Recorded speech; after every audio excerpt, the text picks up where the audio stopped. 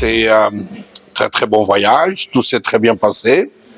Nous sommes arrivés de Kinshasa via Addis Abeba les lundis matins et nous avons été très bien accueillis. D'ailleurs, c'était une journée surprenante, inondée de soleil et nous avons, depuis notre arrivée, participé aux conférences, aux travaux et à la signature de l'accord culturel entre le Centre culturel et artistique pour le pays d'Afrique centrale, le Grand Tambour, dont je suis le directeur général à Kinshasa, avec l'Université de l'Amitié des Peuples, Patrice Lumumba de Moscou, Ruden. Donc voilà, tout se passe bien.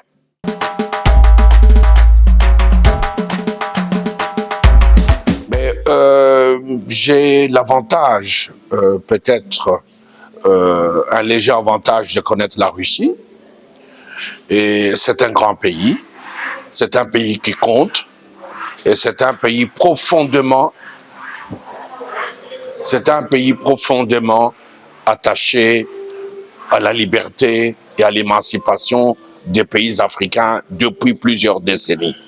Donc, moi, je retrouve ici des gens, je retrouve ici à Moscou des intellectuels russes, des académiques qui sont profondément concernés par les questions africaines et nous avons eu des échanges d'une très grande portée.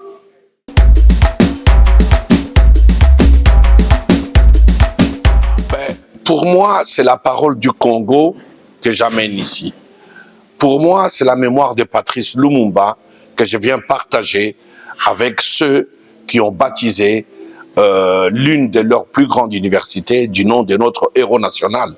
Donc pour moi, c'est un voyage plein d'émotions, mais aussi un voyage plein de certitudes. Ça veut dire quoi les certitudes? Ça veut dire que la Russie, au-delà de tout, est souvent représentée ou sous-représentée dans mon pays ou en Afrique en général, suite à la propagande de l'Occident. Vous savez, nous, Africains, on est décolonisés de l'Occident et quelquefois, on regarde le monde qu'à travers l'optique des Européens et tout ce que les Européens nous disent, on a tendance à les prendre pour de la vérité.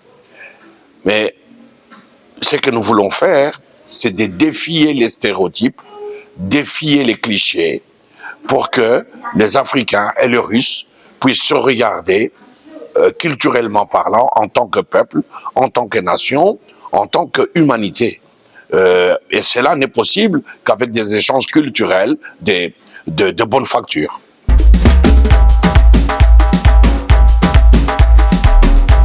Nous avons signé un accord de partenariat, un accord culturel. Vous savez, qui dit culture dit peuple. Parce que la vraie définition que nous voulons de la culture, c'est le peuple. Sans culture, il n'y a pas de peuple, sans peuple, il n'y a pas de culture. Donc, nous avons signé un accord qui nous lie, qui lie deux institutions culturelles, Ruden et le Grand Tambour, le Centre culturel et artistique pour le pays d'Afrique centrale. Nous avons signé cet accord pourquoi? D'abord, pour rapprocher nos peuples, comme je disais ici, pour défier les stéréotypes, pour que, par un travail à petits pas, peut-être qui engendreront des grands pas, nos peuples puissent mieux se comprendre, mieux coopérer et que le Congolais puisse regarder la Russie avec un autre regard et que le Russe puisse aller vers le Congo avec un regard nouveau et un regard sincère. Donc, c'est pas qu'un accord, c'est plus que cela. C'est une entente, évidemment, mais c'est aussi la mise en place de projets communs dans les deux sens. Vous savez, nous, à Kinshasa, au Centre culturel et artistique, nous avons une doctrine. Nous disons que la culture ne mendie pas. La culture crée des valeurs, la culture crée des revenus. Donc nous n'avons pas signé un accord avec des intéressements financiers. Nous avons créé un cadre pour que nous puissions faire des choses ensemble et que chacun puisse apporter ce qu'il a et que nos peuples puissent en bénéficier. C'est un accord important qui dans peu de temps, je pense au courant de l'année qui vient, vous verrez les résultats de cet accord par des programmations, par des projets réels, concrétisables entre Moscou et Kinshasa et peut-être d'autres villes de Russie et d'autres villes de notre grand et beau pays, le Congo.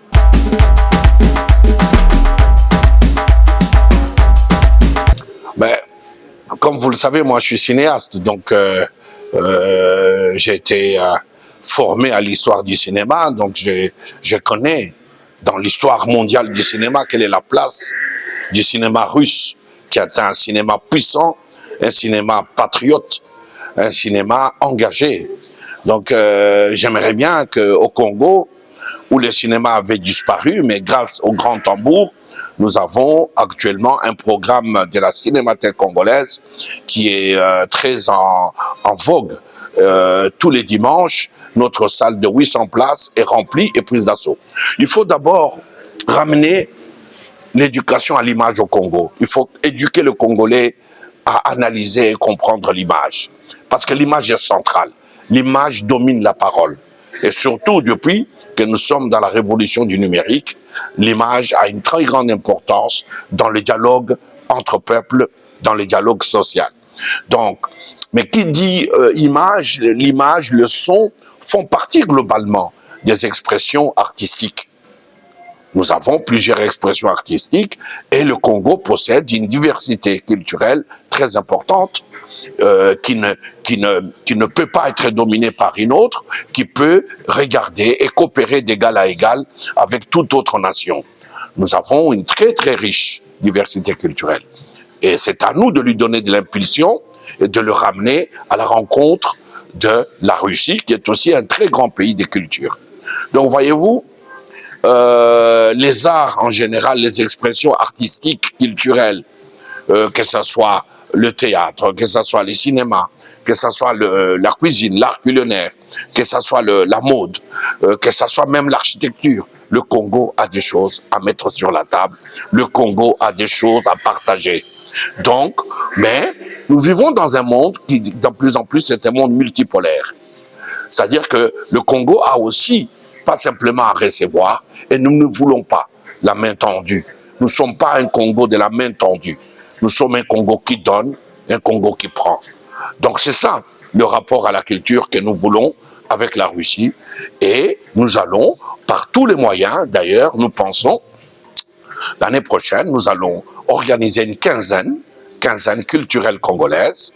Et cette quinzaine sera l'occasion de montrer aux Russes la diversité culturelle congolaise, la diversité géographique du Congo, la diversité de la faune, de toutes les beautés du Congo, mais surtout l'âme du Congo, la mémoire du Congo.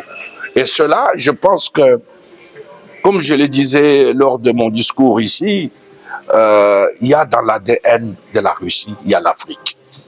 Vous savez, dans l'histoire de la Russie, il y a un grand général d'armée qui s'appelle Abraham Annibalé, d'origine camerounaise certes, mais c'est l'Afrique centrale, c'est notre grande forêt, qui est l'ancêtre de Pouchkine, l'écrivain qui est considéré comme le père de la littérature moderne de la Russie. Et si vous regardez de près, culturellement parlant, l'émotion de l'âme slave, vous sentez les émotions africaines, vous sentez cette propulsion à se répandre, à montrer ses émotions sans trop de farde. Donc, il y a des choses qui nous unissent, et je le disais, Pouchkine et Lumumba sont frères. Donc, dans l'ADN de la Russie, il y a l'Afrique, et quand on dit l'Afrique, on parle Congo, parce que le Congo, c'est le cœur même de l'Afrique. Si le Congo explose, l'Afrique va exploser. Et les gens ne se rendent pas compte, ni en Afrique, ni au Congo même, ils ne se rendent pas compte de l'importance du Congo. Mais le Congo, aujourd'hui, c'est Lumumba. Lumumba est le Congolais le plus respecté au monde. Peut-être les deux seuls pays où Lumumba semble très controversé, c'est le pays de ses bourreaux, qui est la Belgique, et son pays de naissance. Mais d'un côté ou de l'autre, il y a de l'ignorance. Mais je pense qu'avec la culture, on peut arriver à faire comprendre ce que c'est Lumumba dans l'histoire du Congo et du monde.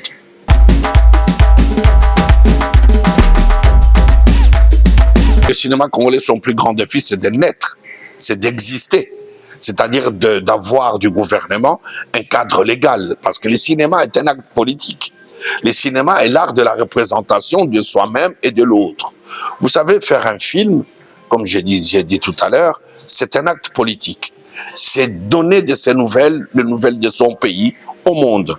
Donc, il faudrait que le gouvernement congolais, le gouvernement, puisse créer un cadre politique, juridique, pour permettre aux cinéastes congolais de s'exprimer, d'être soutenus, d'être formés et d'être représentés à travers le monde.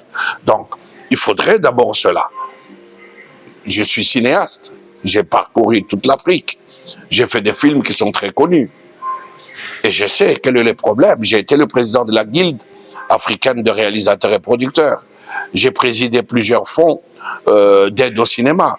Donc je connais profondément quels sont nos problèmes. Mais chaque pays est en train de résoudre.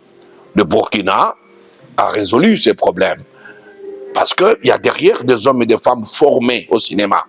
Il ne faut pas, dans notre pays, parfois j'ai l'impression qu'on prend tout ça à l'aventure. Non, le cinéma est un médium sérieux. C'est le plus grand médium depuis le XXe siècle qui influence notre regard vers l'autre et notre regard et imaginaire du monde. Le cinéma, c'est... Vous savez, nous, Africains, si vous regardez dans l'histoire du cinéma, nous sommes colonisés par l'image de l'autre, l'image du colonisateur, du blanc. Maintenant, quand vous regardez le Congo, vous avez l'impression qu'il y a une deuxième colonisation à l'image, qui est la colonisation nigériane.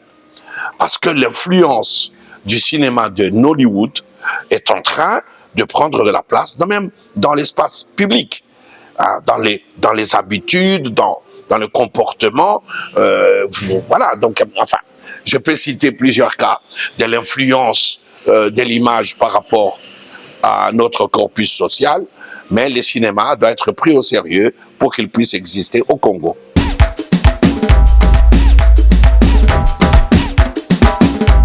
D'abord, je pense que quand on sort parfois de nos pays d'Afrique, on doit profiter des connaissances que les autres pays, comme ici en Russie, des connaissances qui sont mises à disposition des étudiants, des jeunes. Parmi ces connaissances, il y a l'histoire. Apprendre son histoire. Vous savez, quelquefois, on appelle ça les phénomènes de la vallée et de la montagne. Quand on est dans la vallée, on ne voit pas la beauté de la vallée.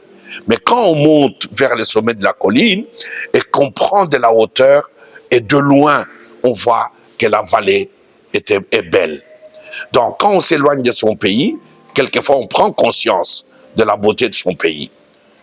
On apprend peut-être encore mieux sur son pays quand on en est éloigné.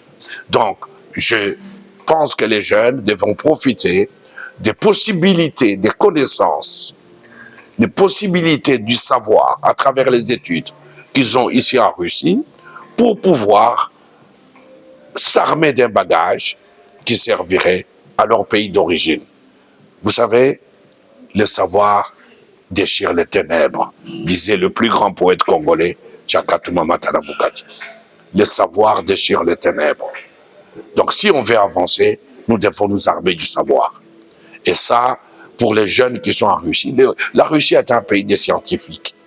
C'est un pays du savoir. C'est pas un pays des rigolos ici. Hein. C'est un pays des hommes et des femmes qui ont prouvé, par toutes les formes de puissance, leur production intellectuelle et scientifique. Nous devons en profiter. Nos jeunes qui sont ici devront s'armer de savoir scientifique que la Russie met à disposition pour qu'à leur tour, ils puissent servir leur pays et particulièrement le Congo de Patrice Lumumba. Je vous dis merci. Merci.